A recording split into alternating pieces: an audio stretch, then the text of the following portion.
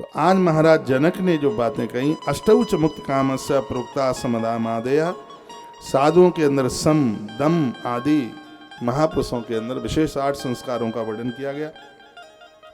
एक आश्रम से दूसरे आश्रम में जाए, सबसे पहले ब्रह्मचारी बन के ब्रह्मचर्य धर्म का पालन करे। 25 में पहुंचता है गृहस्थ को स्वीकार करे। 50 तक गृहस्थ की जिम्मेवारियों को पूरा कर दे। गवर्नमेंट के रूल में तो अब 60 हो गया है, नहीं तो हमारे ग्रंथों में 50 तक बेटियां अपनी ससुराल चली जाएं, बेटों की शादी हो जाए, उनको काम धाम मिल जावे। 50 के बाद में गणित क्या बोलता है, 51। गणित का स्वर बदल जाता है 50 के बाद। क्या, एक आवन। घर में बहुत रह लिए, अब आ जाओ वन में, एक आवन, एक आवन, अकेले वन में आ जाओ तुम। गणित का अंक कहता है एक आवन, अकेला।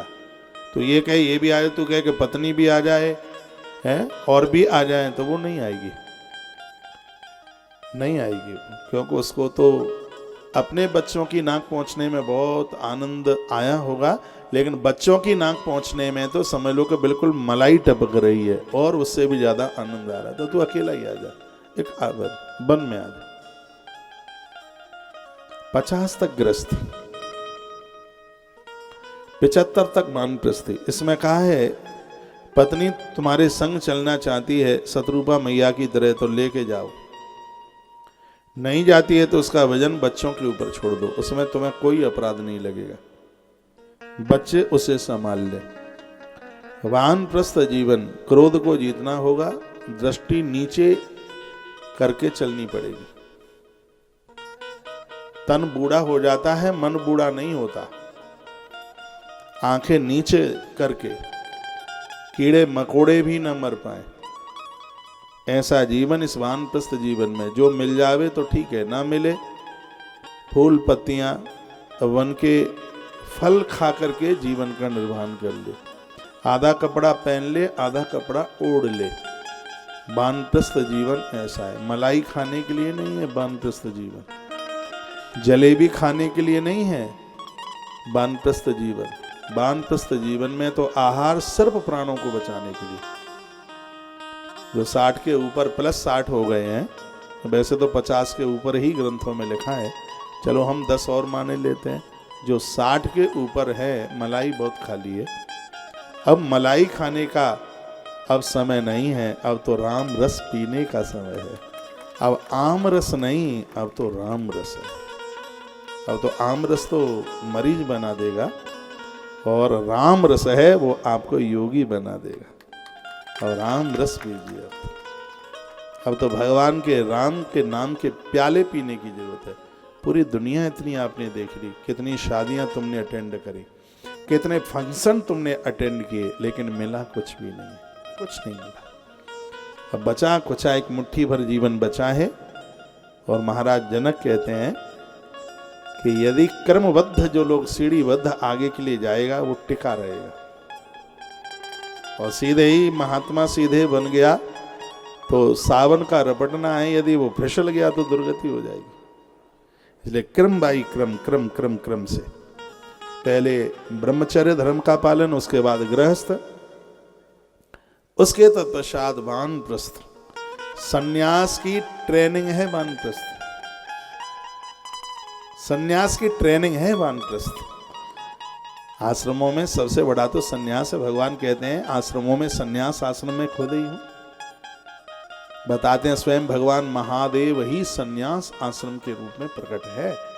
सन्यास तो बहुत अद्भुत है। सन्यास जिसने सब कुछ न्यास कर दिया है, सब कुछ छोड़ दिया, उसे कुछ नहीं चाहिए, उसे वह सन्यासी है। सन्यासी का तो दर्शन ही, वो भी दंड लिए हो। हाँ, त्रिदेवों का दर्शन एक साथ हो जाता है उसके रूप में। त्रिदंडी सन्यासी, दंड लिए हुए सन्यासी। सिर्फ बांस का डंडा कंधे पर रख लें, भागवत कहती है नहीं। फिर प्राणायाम, इंद्रिय संयम और मौन व्रत, ये 3 चीज जिसके पास में है उसका ही दंड सार्थक है उसका। सन्यासी ज्यादा न बोले, मौन व्रत, प्राणायाम की ताकत और इंद्रियों का निग्रह, इंद्रियों के ऊपर संयम, यही तो त्रिदंडी है। यही 3 दंड हैं उसके। ऐसा सन्यासी। तो भगवान सुखदेव उत्पन्न हृदय वैराग्य ज्ञान विज्ञान संभव, हृदय में खूब वैराग्य हो तो फिर उसको रोकना मत। जबरदस्ती से उसकी शादी कर दोगे, छोड़ छाड़ करके भाग जाएगा, अपराध तो में लगेगा। उसको वैराग्य हो गया, तुम जबरदस्ती से उसे शादी में फेरे में डाल रहे। वो समर्थ गुरु रामदास को जकड़ लिया गया था, लेकिन वो तो महात्मा जी मंडप से ही भाग गए थे। 4 भामरें पड़ गई थी, 3 बकाया थी। पंडित जी ने कहा रुक जाओ, 3 भामरें और पड़ जाएंगी, घरवाली तुम्हारी हो जाएगी। समर्थ गुरु रामदास ने कहा 4 भामरें हाड़ मांस के साथ डली हैं, 3 भामर तो हनुमान जी के साथ डलेंगी सीधे। और निकल गए। और ऐसे निकले कि एक मुर्दा जल रहा था, स्त्री माथा पटक रही थी। तो लोगों को पूछा ये क्यों रो रही है? तो किसी ने कहा कि इसका आदमी मर गया है, वो संस्कार हो रहा है। तो समर्थ गुरु रामदास ने कहा था कि हनुमान जी महाराज, यदि मैंने निष्कामता से घर छोड़ा है तो इसका सुहाग लौट करके आ जाए। जलती हुई चिता में से उसका आदमी दौड़ता हुआ चल के आ गया। इसे कहते हैं विरक्तता, इसे कहते हैं तपस्या। ऐसा साधु। क्या सुंदर बात महाराज जनक ने कही। उत्पन्न हृदय वैराग्य, यदि हृदय में वैराग्य हो रहा है उत्पन्न, तो उसको फिर ग्रस्त में ना बांधा जाए। उत्पन्न हृदय वैराग्य, जब पूर्ण वैराग्य है, संसार की किंचित मात्र भी बिल्कुल कोई कामना नहीं है हृदय में, फिर उसका सन्यास, फिर उसकी साधुता सफल होती है। लेकिन कुछ लोग ऐसे हैं ना, कैसे हैं, नवरात्रा में फलाहार भी ले रहे हैं और आहार भी ले रहे हैं। हाँ, ऐसे भी है। व्रत किया नहीं है लेकिन चखेंगे ना, समा की खीर कैसी बनी है, कुटू का पकौड़ा कैसा बना है, इधर भी नहीं छोड़ेंगे उधर भी नहीं छोड़ेंगे। तो दोनों पहलू पर खड़े हुए हैं। संसार की चाशनी भी चाटना चाहते हैं और माला का भी रस लेना चाहते हैं। माल और माला दोनों चाहिए उन्हें। हाँ, संसार का माल भी चाहिए। और अब उधर देखें माला में कितना आनंद है। एक चीज तो छूटेगी भैया, माल चाहोगे तो माला छूटेगी और माला चाहोगे तो माल छूटेगा।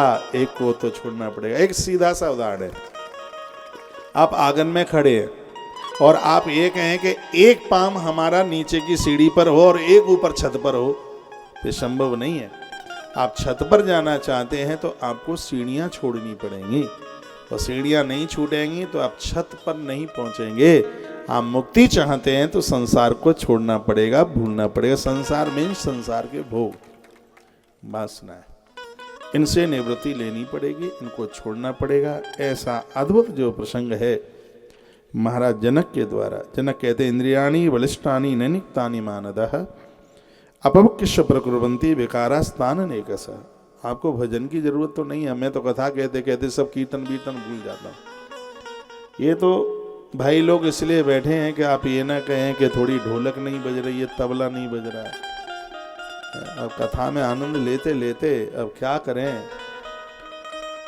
ऐसा नहीं है कि हम संगीत के प्रेमी नहीं है। मैं तो सुबह ज्यादा गीत ही सुनता हूँ, सुबह जल्दी हल्का फुल्का योगा भी चलता रहता है। मैं स्तोत्र बहुत सुनता हूँ सुबह, बहुत ज्यादा, बहुत द्वादश ज्योतिर्लिंग स्तोत्र सुनता हूँ, गोविंद दामोदर स्तोत्र सुनता हूँ, मधुराष्टक सुनता हूँ और सूर्याष्टक सुनता हूँ। ये मेरे डेली के हैं ये। तो ऐसा नहीं है कि संगीत प्रिय नहीं है, लेकिन कथा में बहुत कटौती हो जाती है। क्योंकि पहले तो आप मन बना करके खड़े होते हैं, फिर बहुत देर तक नाचते हैं, और जब संगीत बंद हो जाता है 10 मिनट तक बगल वाली जीजी को पूछते रहते हैं कैसी लग रही थी हम नाचते हुए।